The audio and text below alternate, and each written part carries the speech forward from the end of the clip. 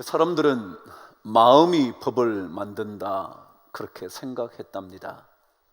다시 말하면 마음이 담기지 않은 법은 제대로 된 법일 수 없다고 생각한 거죠. 그래서 언제나 법을 제정할 때에는 자기 자신의 마음을 잘 살펴보는 일이 우선이었다는 겁니다. 더더욱이 이 법을 만들 때 정말 백성들에게 유익한 것이 될 수 있었는지 없었는지 그 마음을 담고 있었다는 거죠. 백성에게 유익이 될 수 있을지 없을지 하는 그 마음이 담겨야 그 법이 나라를 올바르게 세울 수 있다 그랬죠. 그래서 마음이 담겨지지 않은 법을 가리켜 그들은 도법이라 그렇게 말했습니다. 이 도자는 무리 도자입니다. 떼거리 도자죠. 말하자면 백성을 위한 전심이 담겨져 있지 않으면 자기들 패거리만의 법이 된다, 그런 의미이기도 할 것이고요. 또다시 이 도자는 헛될 도입니다. 그래서 여러분 혹시 헛된 수고라는 한자어 도로라는 말을 들어보셨는지 모르겠네요. 헛된 수고로움이라는 거죠. 말하자면 마음이 담겨지지 않은 법은 헛된 법이다 그랬다는 겁니다.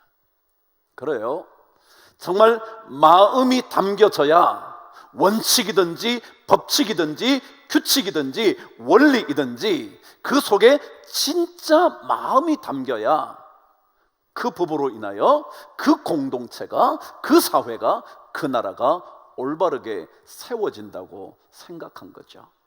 마음이요. 요즘 너무 힘든 시기를 살아가고 있습니다. 사업도 정말 갈수록 어려워지죠. 조금 괜찮아질 법하면 또다시 코로나 바이러스로 인하여 규제가 강화됩니다. 점점 더 힘든 시간을 살아가기 시작을 합니다. 이 힘든 시간이 길어지자 현상 하나가 생겼다 그럽니다. 그게 로또 열풍입니다. 여러분 로또 사보신 적 있나요? 혹시 여러분 작년에 우리 국민이 로또 얼마 정도 구입했을 것 같습니까? 몇 천억 정도 했을까요? 그런데 여러분 놀라지 마세요. 작년 한 해 동안 로또 판매액이 4조 8천억이 되었다니까 놀라셨죠? 한 장에 1, 2천 원밖에 하지 않는 로또를 우리 국민이 4조 8천억 가까이 구입을 했다네요. 힘드니까 말이죠. 혹시라도 이 로또가 당첨이 된다면 더 나은 삶이 주어질지 모른다 생각이 돼서 말이죠. 그래서 그 쉽지 않은 확률 속에서 그들은 로또를 구입하기 시작했다는 겁니다. 기록에 보니까 로또 1등 당첨 확률이 얼마쯤 될 것 같은지 생각해 보신 적 있나요?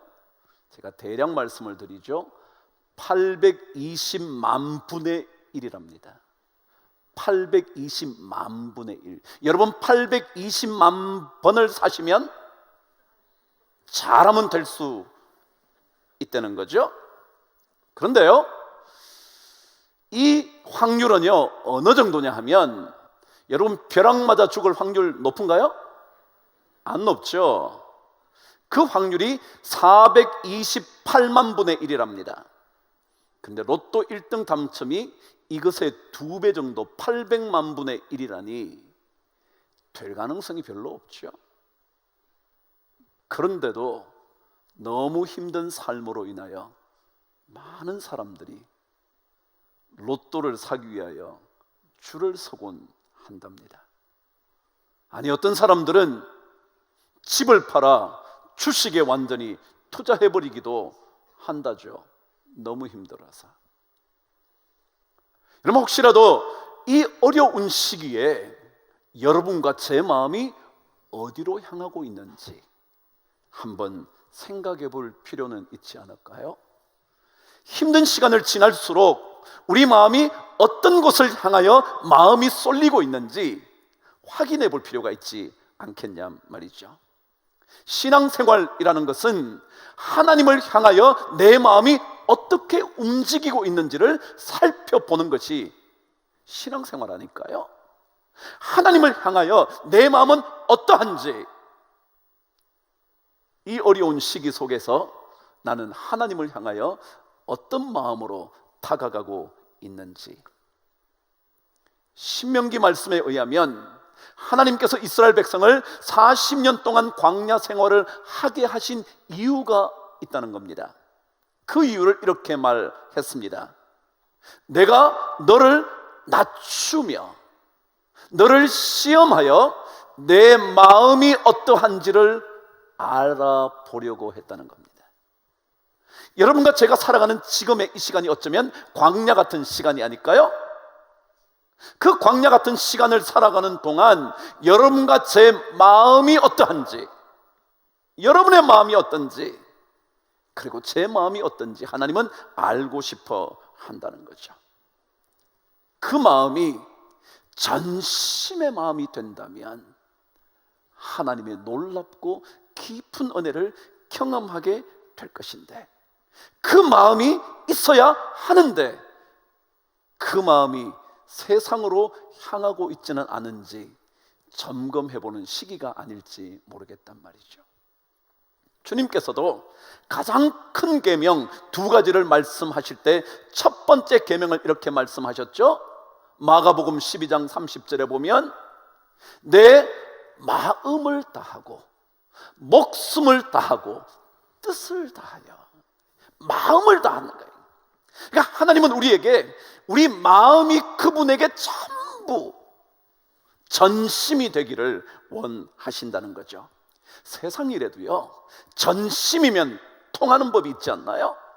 관계를 이어갈 때도요, 전심을 쏟으면 그 사람의 마음을 움직이지 않나요? 전심이 들어가야 열매를 맺지 않겠냔 말이죠.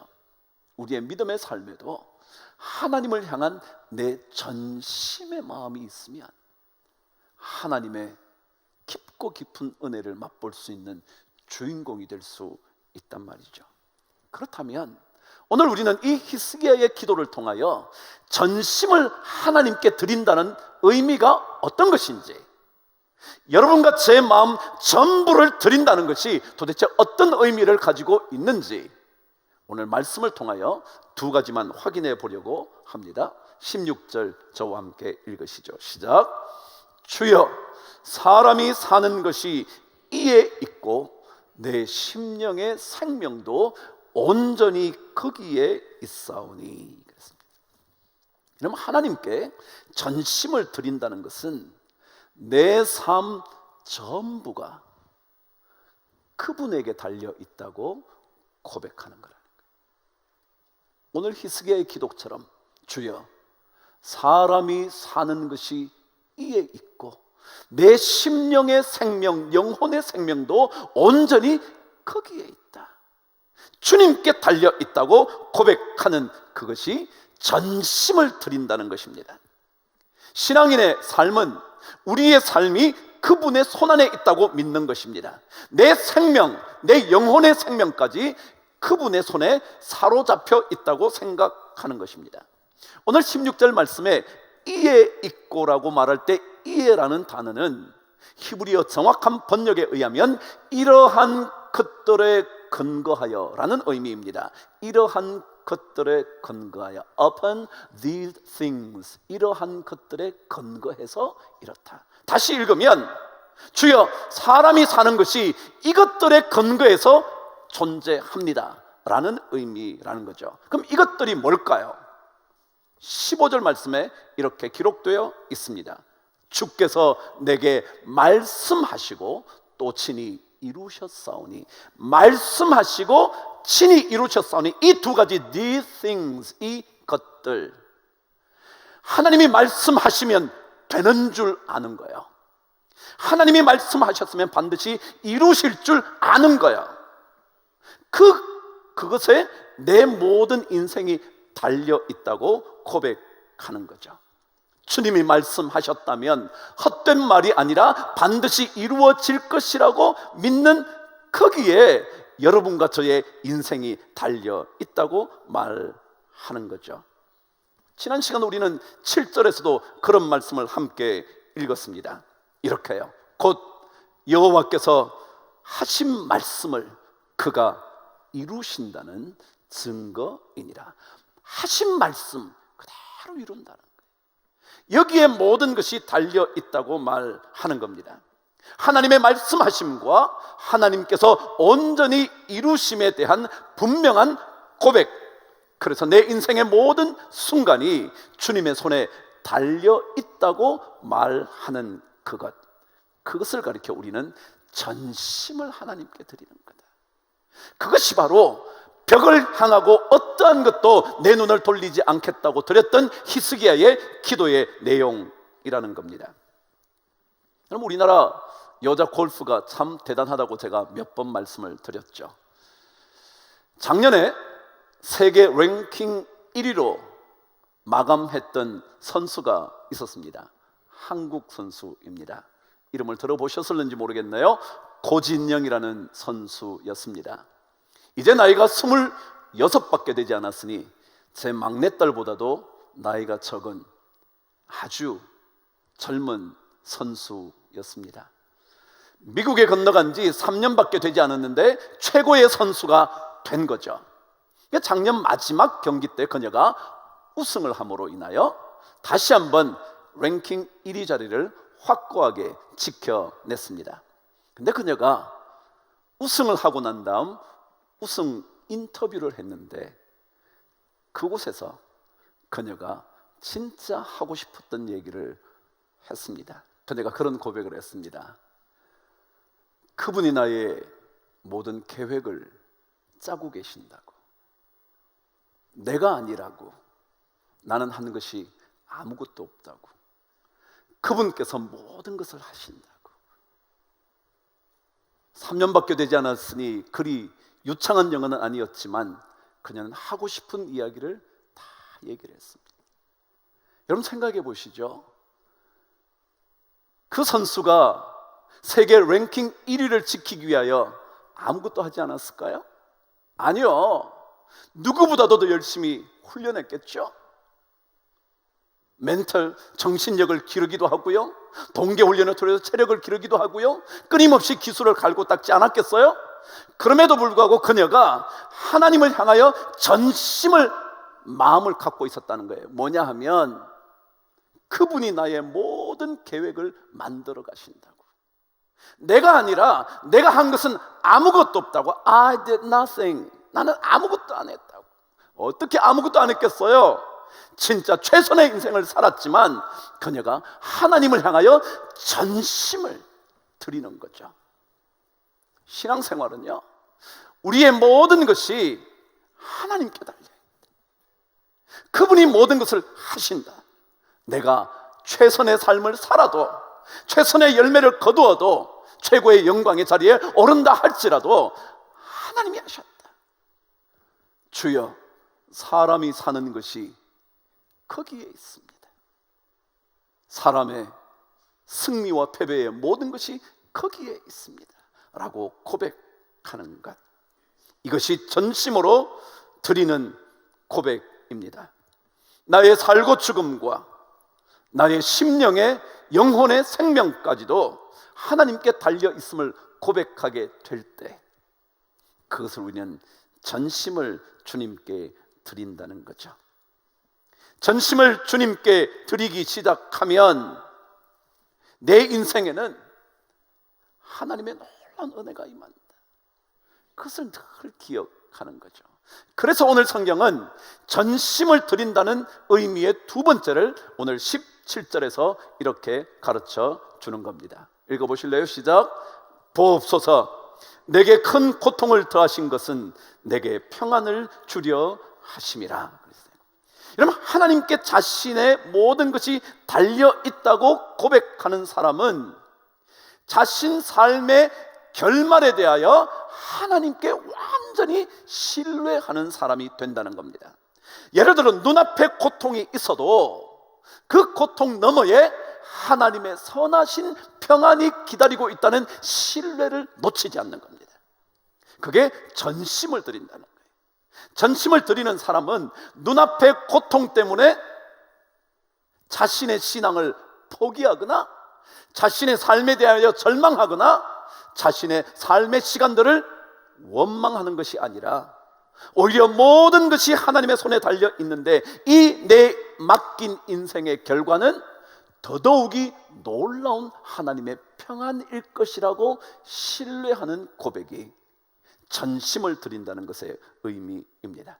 그래서 눈앞의 고통에 마음을 쏟아놓는 것이 아니라 그것 때문에 분노와 절망을 하는 것이 아니라 오히려 큰 고통 뒤에 기다리고 계시는 하나님의 놀라운 선물을 미리 확신하는 겁니다. 고통 앞에서도 하나님의 선하신 은혜를 기대하는 겁니다. 눈앞에서는 고통이지만 마음이 흔들리지 않고 오히려 하나님께서 주시게 될 미래의 약속에 대한 온전한 믿음을 고백하는 겁니다. 눈앞의 축복의 유혹에 빠져들지 않습니다. 눈앞에만 무언가 잘 돼야 된다고 생각하는 것이 아니라 눈앞에는 어떤 것들이 벌어진다 할지라도 그 너머에 하나님께서 들고 계실 놀라운 승리의 깃발을 확신하는 겁니다.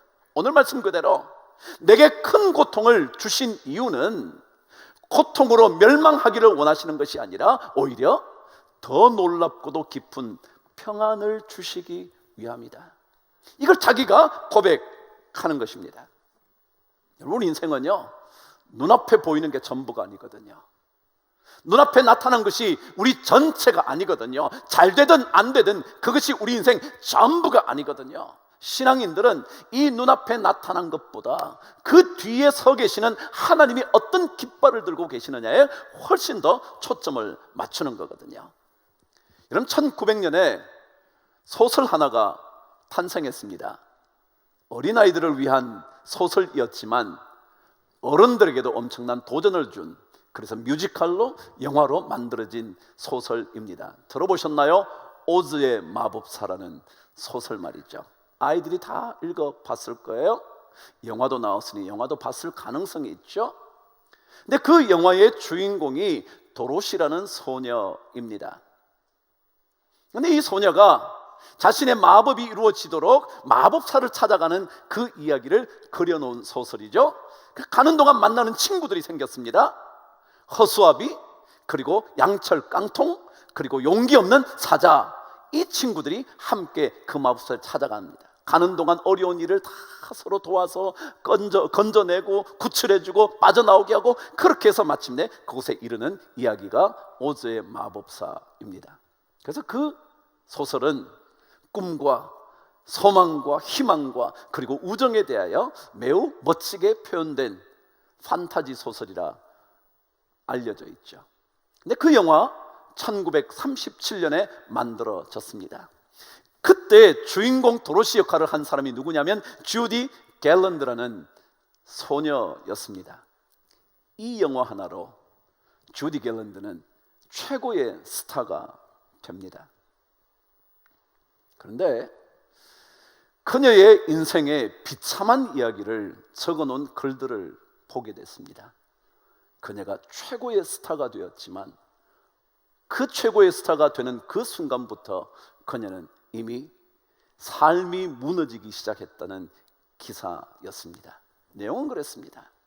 그 영화를 만들 때 그 영화 속에 등장한 멋진 동료들, 비록 허수아비, 양철 깡통, 용기 없는 사자였지만 그들이 모두 도와서 자기를, 그리고 서로 함께 어려움에서 빠져나오게 했던 그 멋진 우정의 이야기들이 실제에는 전혀 달랐다는 겁니다. 영화 촬영 도중에 쉬는 시간만 있으면 주디 갤런드를 얼마나 고통스럽게 했는지 그때부터 이미 죽음을 생각할 정도였다니 상상이나 되시냐 말이죠. 영화 속에서는 그렇게 좋은 동료들이 그 영화 촬영만 끝이 나고 나면 마치 죽이려고 달려드는 마귀처럼 느껴졌다는 겁니다. 감독 또한 이 주디를 상품으로 생각했지 사람으로 생각하지 않았다. 이 아이를 통하여 자기의 작품이 잘 되기만을 생각해서 손짓검하는 것, 폭력을 가하는 것 아무렇지도 않게 생각했다는 겁니다. 그러니까 그녀는 그때부터 이미 영혼은 죽음의 길로 들어가고 있었다고 기록을 했더라고요. 여러분 보세요. 눈앞에 영화를 통하여 눈앞에 그렇게 멋진 친구들이 있으면 되나요? 눈앞에 좋은 동료들이 있으면 다 되나요? 아니요, 여러분. 우리 인생은 눈앞의 것들로 끝이 아니거든요. 보이지 않는 곳에 있는 그 엄청난 것들이 감당할 수 없을 정도일 수도 있거든요. 마찬가지로 신앙생활을 그렇게 말합니다. 하나님께서 우리 인생에 엄청난 고통을 주셨다 할지라도 그 뒤에는 하나님께서 오히려 더 놀라운 평안의 깃발을 들고 서 계시다는 것, 이걸 고백하는 것이 전심을 드리는 거예요. 뭘 어떻게 우리가 마음을 다해서 하나님을 섬길까요? 사랑할까요? 이런 마음이야. 그래, 내가 잘하든지 못하든지 내 삶의 모든 시간이 하나님의 손에 달려 있을 뿐만 아니라 그분이 내 삶 속에 펼쳐가는 그 마지막의 결막은 언제나 선한 것이라는 것을 믿음으로 고백할 때 그것이 전심을 하나님께 드린다는 거예요. 그럼 신앙인들은 큰 고통 속에서도 하나님께 전심을 드리는 것입니다.